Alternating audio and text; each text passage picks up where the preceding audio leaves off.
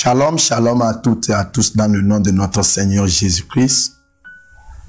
C'est une immense joie pour moi, Berger James, de partager avec vous tous qui aimez Dieu, qui avez soif de lui, un secret, un mystère. Nous sommes dans la saison des mystères.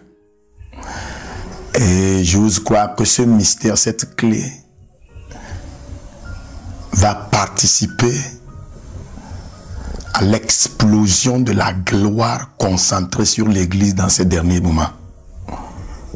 Je t'invite à prendre part à ce message. Et avant de vraiment explorer ce mystère, il va falloir que nous rentrons en communion avec le Père dans la prière. Prions. Saint-Esprit, quand la terre était informée, vide, recouverte des ténèbres, tu étais là, tu mouvais au-dessus des eaux. C'est de toi qu'est sortie la lumière qui a donné sens à toute cette terre. Nos mentalités nagent dans l'obscurité. Et en ce moment particulier, nous demandons que cette lumière qui éclaire les esprits sorte de toi nous éclairer à travers ce message. Au nom de Jésus-Christ, nous avons prié. Amen. Je voudrais partager avec spécialement les assoiffés de Dieu un mystère, une clé qui va vraiment nous aider dans ces derniers temps. Et j'ai intitulé ce petit thème-là à cette clé. Comment concrétiser la présence de Dieu? Comment concrétiser? Comment rendre concrète? En quelque sorte, comment rendre touchable la présence de Dieu? Qu'est-ce qu'il faut faire pour que quelqu'un qui s'approche de toi sente l'intensité de la présence de Dieu? Avant tout, nous devons comprendre quelque chose. Dans la Bible, il y a eu des gens qui ont parlé de Dieu. Il y a eu des gens qui ont fait les choses de Dieu. Mais il y a certaines personnes spécifiquement qui ont démontré la présence de Dieu. Entre-temps, nous parlions des métatrons. Il y a deux types de métatrons. Il y a certains métatrons qui ont pour mission de prendre les gens, les faire rentrer dans la présence de Dieu. Il y a d'autres métatrons qui ont pour la mission de prendre la présence de Dieu, amener ça aux hommes. Alors vous allez comprendre quelque chose. Beaucoup de chrétiens aujourd'hui n'ont pas la présence de Dieu. Ils ont plutôt la présence des choses de Dieu. Et puisque ces choses viennent de Dieu et qu'en quelque sorte ces choses transportent un certain type de présence de Dieu, nous appelons cette présence-là la présence de Dieu. Beaucoup de personnes ne marchent pas dans la présence de Dieu. Et c'est en ce moment que l'Église, qui n'est plus comme Vachi, mais qui est comme Esther, doit manifester cette présence-là et la rendre concrète. Dans ces derniers temps, tout doit être clair si tu es un chrétien ou pas. La confusion va partir. Parce que nous sommes à la saison de la moisson. Le blé et l'ivraie sont semblables lorsqu'ils germent. Mais quand ils atteignent la phase de la maturité de la production, la confusion est bannie. Le péché, le mal et le bien étaient ensemble. C'est pourquoi on dit l'arbre de la connaissance du bien et du mal. Maintenant, c'est scindé en deux arbres. L'arbre de la connaissance du bien seulement et l'arbre de la connaissance du mal seulement.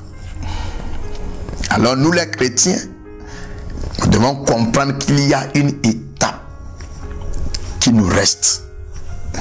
Si nous disons que nous avons un Père qui est invisible, qui est dans les lieux célestes, nous devons en quelque sorte être capables de démontrer sa présence à ce que ça soit difficile aux gens de nier l'existence de Dieu. Vous allez remarquer quelque chose. Moïse a marché avec Dieu. Et il peut en quelque sorte comprendre l'importance de la présence de Dieu. Au moment où le peuple de Dieu démontrait en quoi ils sont capables de résister à la volonté de Dieu, Dieu a dit: Moïse, je vais plutôt envoyer un ange qui va aller avec vous. Je ne pourrai pas aller parce que vous êtes un peuple au cou raide et je risquerai de vous détruire en chemin.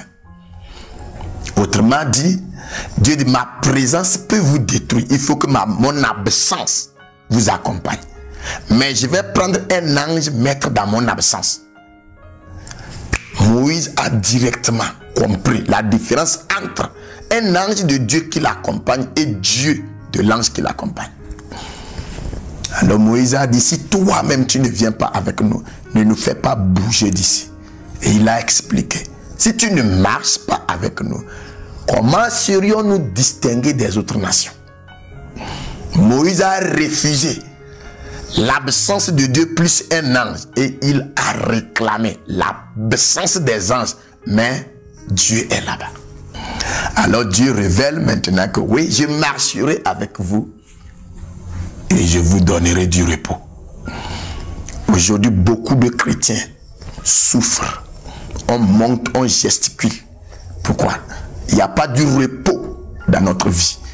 L'église jusqu'alors semble être une nuisance. Les autres forces de la nature, le gouvernement, la politique, la médecine, la technologie, regardent jusqu'alors l'église comme une nuisance, une faiblesse. Mais dans ces derniers moments, la gloire va jaillir. Et comment cela va-t-il arriver? C'est quand certains vont comprendre les technicalités, les codes de concrétiser la présence de Dieu. Rendre cette présence concrète. En quelque sorte, ça ne sera pas un ange de Dieu qui va être avec nous, mais ça sera Dieu tangiblement comme ça qui sera avec nous. Lorsque Jésus-Christ est mort, on l'a enterré dans le tombeau et automatiquement c'était l'obscurité dans le tombeau. Mais le troisième jour, la Bible dit que Jésus-Christ est sorti du tombeau.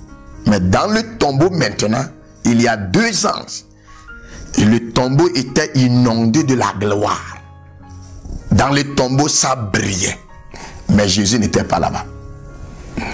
Il y a l'absence de Dieu parfois qui est glorieuse. Et c'est ce que l'Église a aujourd'hui. L'absence de Dieu qui est glorieuse. Cette absence-là, il y a les anges et les choses de Dieu dedans. Et ça fait comme ça exhibe une certaine gloire. Mais les deux anges posaient la question aux disciples: qui cherchez-vous ici? Le Seigneur. Il dit: il n'est pas là-bas. Alors si le Seigneur n'est pas dans le tombeau, c'est quoi qui est là-bas? Il y a la gloire. Les anges. Les anges du Seigneur. Alors il va falloir que vous le cherchiez. Et les disciples ne sont pas restés là-bas bâtir une église, dire que ici, au niveau du tombeau de l'Éternel, nous voyons la gloire. Non, ils ont laissé le tombeau et la gloire, ils sont allés à la recherche du Seigneur. C'est ce que l'église doit faire aujourd'hui. Quitter les lieux où il y a les choses de Dieu, aller dans les lieux où il y a le Dieu des choses et chercher à s'attacher intimement avec Dieu d'une manière que nous serons capables de rendre concrète sa présence.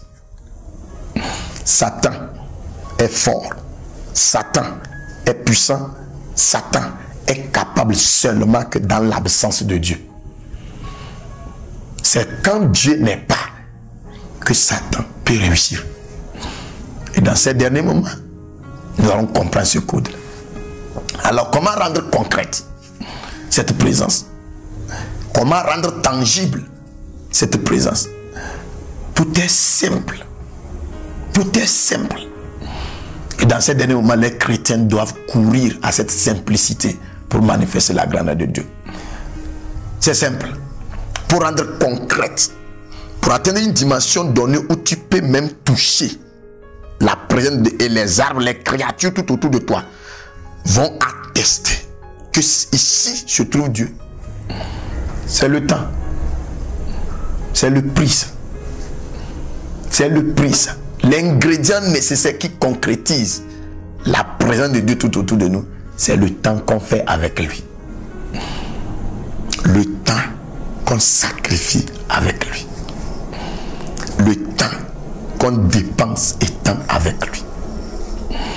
Lorsque nous allons apprendre à passer des longs moments avec lui, sa présence va se concentrer sur nous. Moïse a fait 40 jours, 40 nuits sur la montagne avec Dieu. Et sa présence, sa gloire s'est rendue tangible sur sa face. Aujourd'hui, beaucoup de choses semblent attirer notre attention. Beaucoup de choses cherchent notre attention. Et ça fait que nous cherchons les choses de Dieu et non le Dieu des choses. Et quand on a les choses de Dieu, on perd la présence du Dieu des choses. Mais maintenant, le temps, passer un temps maximum avec Dieu.